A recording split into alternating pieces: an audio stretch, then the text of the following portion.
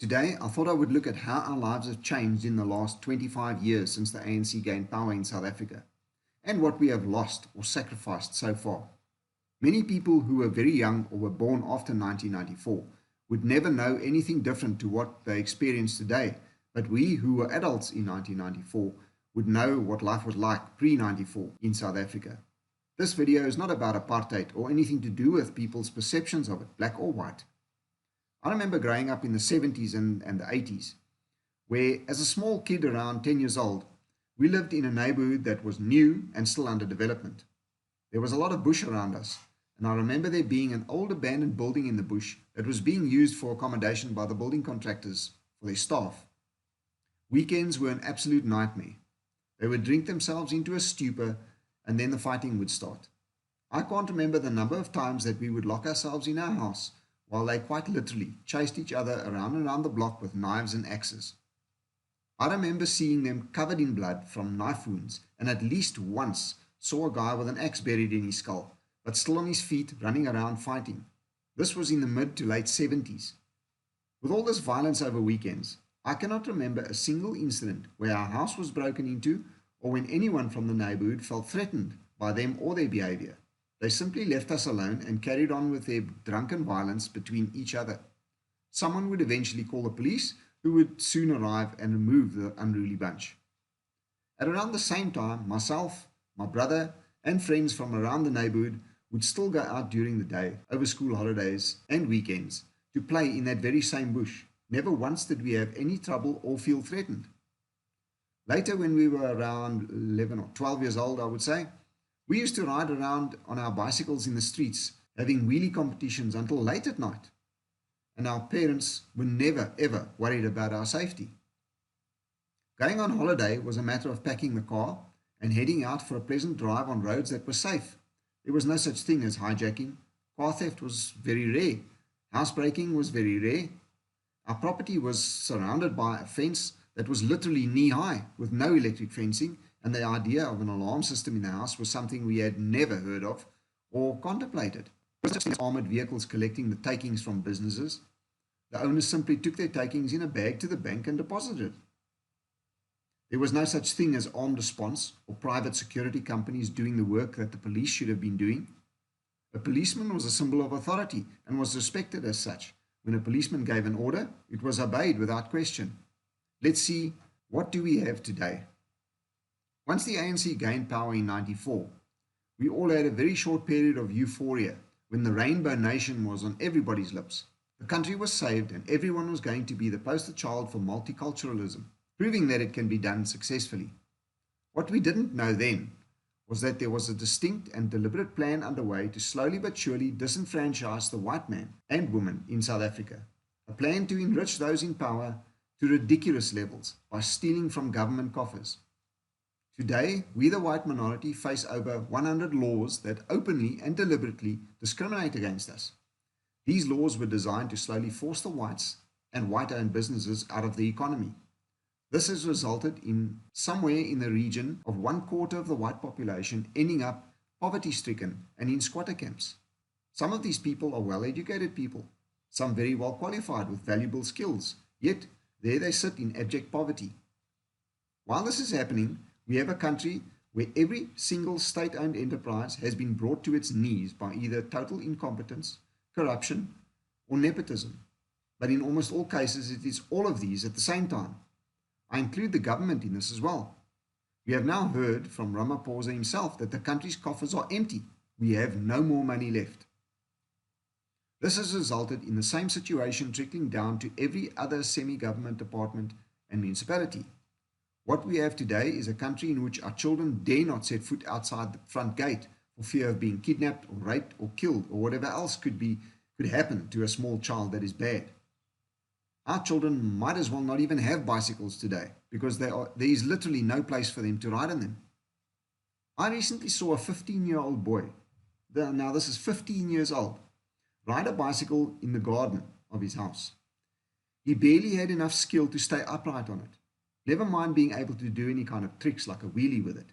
This is not his fault. He simply has not been given the opportunity to develop any kind of skills to ride a bicycle like that.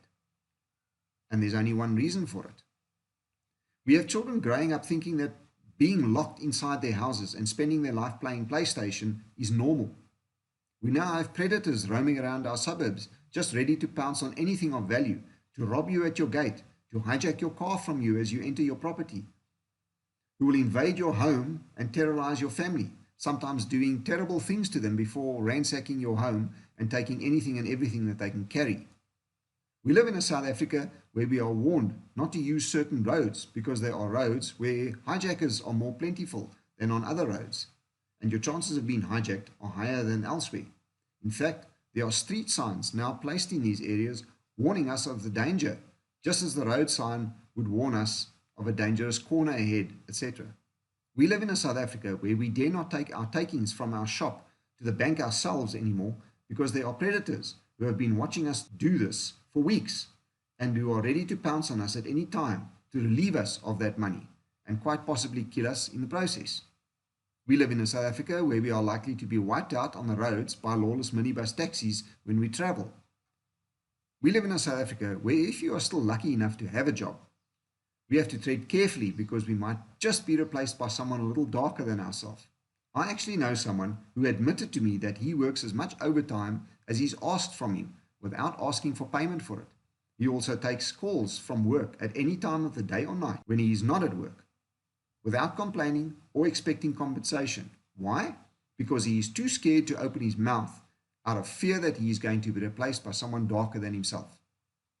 We live in a South Africa where anyone who lives on a rural piece of ground, whether it be a small holding or a large farm, live in constant fear of having their privacy invaded by a bunch of savages and being tortured and killed in their own homes.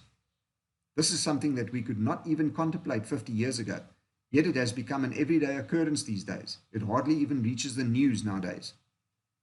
It is not even possible to go and have a picnic or go fishing at the lake or dam or sea anymore because the chances of being robbed or killed are pretty high.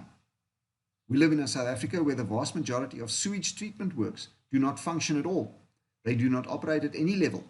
The raw sewage is running into the rivers all over the country, absolutely decimating the ecology of these estuaries. There is a constant stream of photos of dead fish and aquatic animals lying on the banks of a river somewhere every day on social media. This is only one of the many failed systems in South Africa. It is one of the most visible because it is disgusting, and its direct consequence is death. Death of nature, death of an ecology, and, well, another consequence of this is going to be a lot of death on the human front by waterborne diseases such as cholera. We live in a South Africa where every sign or symbol of our ancestry is being or has already been either taken from us or it has been banned or criminalized. The names of our cities and streets are being changed all the time. We have had our opportunities taken away from us by laws such as BEE and BBBEE. We have just had our old South African flag being declared illegal and hate speech. The displaying of it could lead to being prosecuted and possibly being sent to prison. We are currently in a process of being dispossessed of our property under the false premise that we acquired the land by theft. It should be noted that the bill that has just been pushed through Parliament now does not discriminate between someone's farm, their car, their furniture, or their investments. Basically, anything and everything we own is fair game to them and can be expropriated if they see fit. To top it all, if you happen to owe the bank millions from a farm or house you bought a few years ago, they want to tell us that even if a farm or house is expropriated from you by the government, you will still be liable for that debt to the banks. If you have been listening to what I've been rambling on about, you would realize that we have, over the last 25 years, given up just about every freedom we ever had. We have given up our safety and security. We have given up our quality of life. We have given up our identity to a large degree. We have given up our traditions to a large degree. We have given up our ethics to a large degree by complying to and succumbing to the political correctness of our society today. We have given up our culture in an attempt to appease the masses and to be accepted as part of the daydream, or should I rather say nightmare, of a rainbow nation. The biggest tragedy of all is not that we have literally given up our own futures, but we have, in the process, denied our children of a future here. The irony is that there is no future for anyone here, no matter what race you are. Not a decent future anyway. My question is, How much more are you willing to give up? How much more are you willing to sacrifice? The only thing left is our lives, as far as I'm concerned. Are you willing to sacrifice that too? Please like and share this video on as many social media platforms as possible. It is the only way that my message gets out there. If you have not yet subscribed to my channel, do it now. While you are at it, click on the bell icon to get notified whenever I upload future content. If you would like to support my channel, in the description of this video, I have provided ways for both foreign as well as local subscribers to make a contribution. If you would like to make a crypto contribution, I've also provided a Bitcoin as well as a Litecoin wallet. To those who do support my channel, I say a huge thank you. Be safe out there. Until next time.